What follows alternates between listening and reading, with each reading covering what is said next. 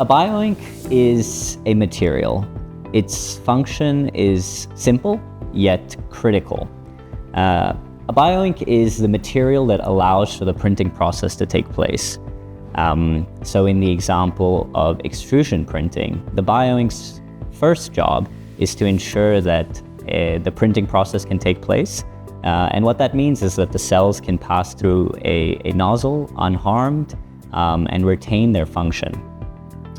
The second part of a bioink is to ensure that the material allows the shape to remain. So the desired printed construct or the geometry needs to remain after the printing process.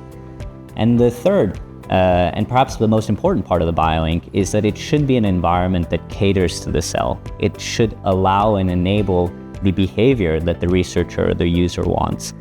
And so picking a bioink is extremely important because it's what allows the biology to take place.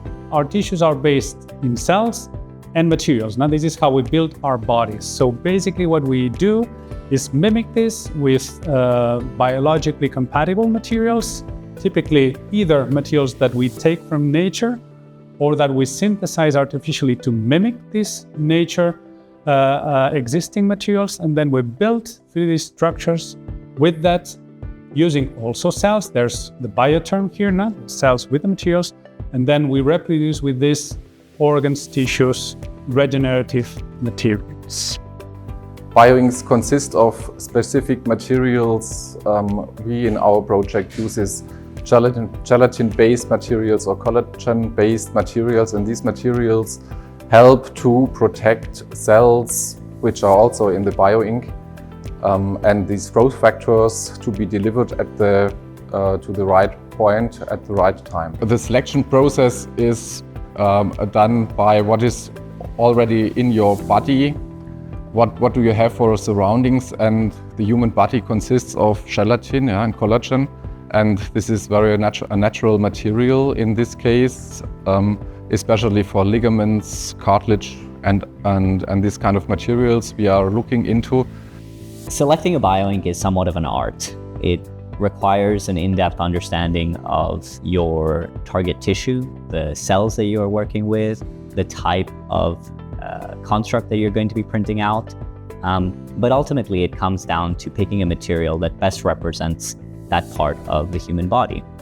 A material that will allow the cells to behave in a manner that is as close to the in vivo environment. So what you need in order for a biomaterial to be a good bioink are three things. First, you need the material to be compatible with cells. And this you can get either, like we do in the TriAnkle project, by taking nature existing materials. In the TriAnkle project, we use collagen, which is our main protein in the body that gives a structure, or gelatin, which is derived from collagen.